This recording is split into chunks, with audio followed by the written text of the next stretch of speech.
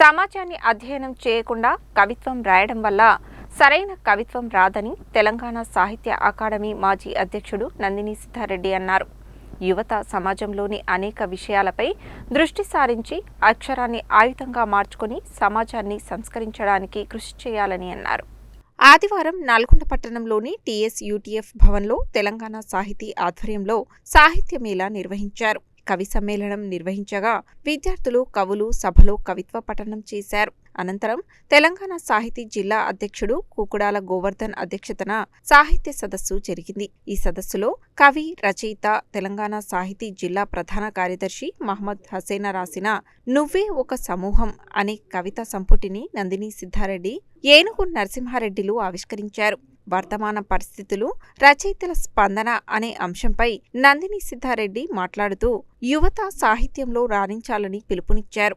మహబూబ్ నగర్ జిల్లా అదనపు collector doctor ఏనుగు నరసింహారెడ్డి మాట్లాడుతూ మహాప్రస్థానం పుస్తకం యువకులకు లాంగ్ లాంటిదని, కులమత ఎల్లలు దాటి శ్రామిక సమూహంగా ఉద్యమించినప్పుడే సమసమాజం వస్తుందని అన్నారు. ఆ భావనతోనే శ్రీ జలపాతం లాంటి ధ్వనితో గేయాలు రాసి ప్రజల చేతికి ఆయుధంగా అందించారని అన్నారు. ఈ కార్యక్రమంలో ప్రముఖ కవులు డాక్టర్ బెల్లి యాదయ్య, డాక్టర్ పగడాల నాగేందర్, నర్రా ప్రవీణ్ రెడ్డి, బాల సాహితీవేత్త పుప్పాల కృష్ణమూర్తి, పెరుమాళ్ల ఆనంద్, ఏబూసి నరసింహ, బైరెడ్డి కృష్ణారెడ్డి, యోగా గురువు మాధగాని శంకరయ్య, టీఎస్యూటీఎఫ్ రాష్ట్ర కార్యదర్శి ముదిరెడ్డి రాజశేఖర్ రెడ్డి, జిల్లా ప్రధాన కార్యదర్శి పెరుమాళ్ల వెంకటేశం, నిమ్మల భీమార్జున్ రెడ్డి, సృజన సాహితీ ప్రధాన కార్యదర్శి సాగర్ల సత్తయ్య, తెలంగాణ సాహితీ జిల్లా ఉపాధ్యక్షుడు బూర్గు కృష్ణ, పుప్పాల మట్టయ్య, బండారు శంకర్, ఉప్పలయ్య, పగిడిపాటి నరసింహ, గేర నరసింహ, అందోజు నాగభూషణం, దాసరి ప్రభాకర్, దాసరి శ్రీరాములు తదితరులు పాల్గొన్నారు. అనంతరం ప్రముఖ సామాజిక సేవకులు అద్దంకి నరసింహాచార్యులను సన్మానించి జ్ఞాపిక అందజేశారు. ఇవాళ నల్లగొండలో తెలంగాణ సాహితీ సంస్థ సాహిత్య మేళా నిర్వహిస్తున్నది. ఈ సాహిత్య మేళలో యువకవి సమ్మేళనం ఒకటి, రెండవ భాగంగా శ్రీశ్రీ మహాప్రస్థానానికి 75 ఏళ్ళు అయిన సందర్భంగా శ్రీశ్రీ మీద ఏనుగు నరసింహారెడ్డి గారి ఉపన్యాసం, దానికి తోడుగా యువకవులను ఉద్దేశించి ప్రత్యేకంగా వాళ్ళు నేర్చుకునే విధంగా ఒక ఉపన్యాసం ఉండాలని తెలంగాణ సాహితీ భావించింది. దానికి వర్తమాన పరిస్థితులు, కవుల స్పందనలు, రచయితల స్పందనలు అనే పేరుతో ఈ ఉపన్యాసం ఉండబోతుంది. దాని మీద నేను మాట్లాడతాను. ఇవాళ సాహిత్య లోకంలో చాలా అయోమయ పరిస్థితి నెలకొన్నది. సాంకేతికంగా చాలా అభివృద్ధి చెందింది. సాంకేతికంగా సామాజిక మాధ్యమాలు చాలా ముందుకు వచ్చినాయి. వచ్చిన సందర్భంగా ఒక కథ కానీ, ఒక కవిత కానీ, పద్యాలు కానీ రకరకాల రూపాల్లో ఇవాళ వాట్సాప్లో, ఫేస్బుక్లో అనేక రకాలైనటువంటి రచనలు వెల్లువెత్తుతున్నటువంటి ఒక సందర్భం.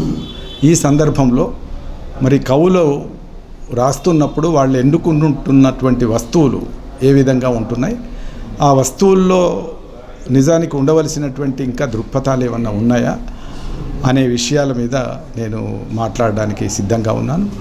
ఇప్పుడు యువకులను ఒక కన్ఫ్యూజన్, ఒక అయోమయం అనేటువంటిది ఆవహిస్తున్నటువంటి సందర్భంలో వాళ్లకు ఒక స్పష్టత కూడా అవసరం అనేది నేను భావిస్తున్నాను.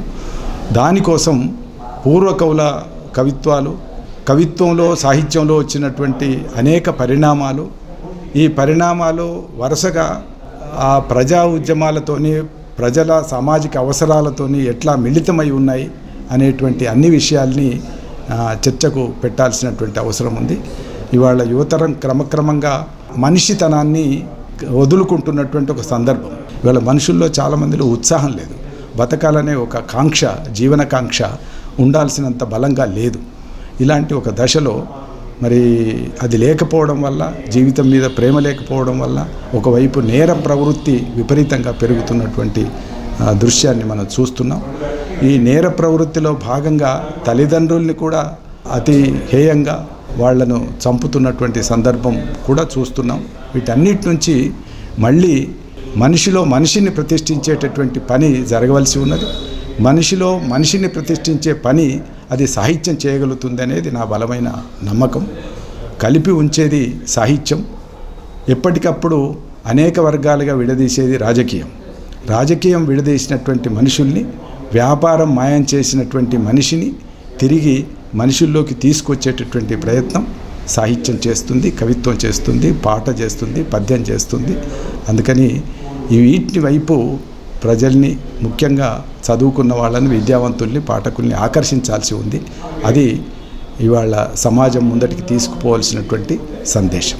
ఇవాళ తెలంగాణ సాహితీ ఈ సదస్సు నిర్వహిస్తున్నది. ఈ సదస్సులో ఏ కవి ఎన్నిసార్లు రాసిన వాల్మీకి నుంచి ఇవాళటి వరకు శ్రీశ్రీ అయినా సరే, దాశరథి అయినా సరే, వీళ్ళందరూ కూడా, నారాయణ రెడ్డి గారైనా సరే, ఆరుద్ర గారైనా, వీళ్ళందరూ కూడా సమాజం కోసం రాశారు, మనుషుల కోసం రాశారు, మానవత్వాన్ని పెంపొందించడం కోసం రాశారు. కనుక ఇవాళ యువకులు కూడా వాళ్ళ నుంచి నేర్చుకుని మానవులుగా, మంచి సమాజం కోసం పాటుపడాలని విజ్ఞప్తి చేస్తున్నాను. ఆ దిశగా తెలంగాణ సాహితీ ఈ సదస్సు నిర్వహిస్తుంది. తెలంగాణ సాహితీకి అభినందనలు.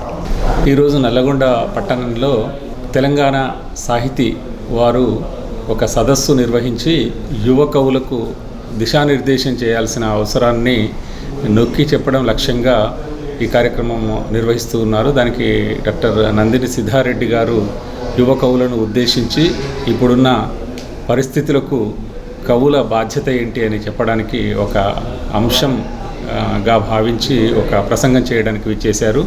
ఇదే సందర్భంలో శ్రీశ్రీ 1950లో ప్రచురించినటువంటి మహాప్రస్థానం గ్రంథానికి ఇప్పటికి కూడా ఉన్నటువంటి రిలవెన్స్ గురించి, మహాప్రస్థానంలో ఉన్నటువంటి వస్తువు గురించి, అభివ్యక్తి గురించి చెప్పడానికి నేను ప్రయత్నం చేస్తాను. ఏంటంటే 1000 ఏళ్ల తెలుగు సాహిత్యాన్ని దాదాపు ఒక మార్గనిర్దేశం చేసే విధంగా దారి మళ్లించినటువంటి కవి శ్రీశ్రీ. ఆ దారి మళ్లించడం అనేది అటు వస్తువులోను, ఇటు అభివ్యక్తిలోను, తర్వాత రూపంలోను, ఈ 3 రకాలుగా ఆయన తెలుగు కవిత్వాన్ని ఒక గొప్ప దారి మళ్లించే కార్యక్రమం టేకప్ చేసి దాన్ని చాలా విజయవంతంగా నిర్వహించాడు. ఇప్పుడు ప్రతి కవి కూడా శ్రీశ్రీ మహాప్రస్థానమో ఖడ్గసృష్టో చదవకుండా కవిత్వం రాయలేని పరిస్థితిలో పడ్డాడు అంటే ఆయన మొత్తం ప్రాచీన సాహిత్యాన్ని, పాశ్చాత్య సాహిత్యాన్ని కూడా అధ్యయనం చేయడం వల్ల అతి చిన్న కావ్యమైనటువంటి మహాప్రస్థానాన్ని తెలుగు వాళ్లకు ఎల్లకాలం గుర్తుపెట్టుకోదగినటువంటి కావ్యంగా మలిచారు. అప్పుడు ఉన్నటువంటి కాలమాన పరిస్థితులు, అప్పుడున్నటువంటి రాజకీయ పరిస్థితులు, ప్రజల స్థితిగతులు అన్నీ కూడా తరువాత ఏం చేస్తే మారుతాయి అనేది మహాప్రస్థానం ప్రత్యక్షంగాను పరోక్షంగాను ప్రస్తావించింది.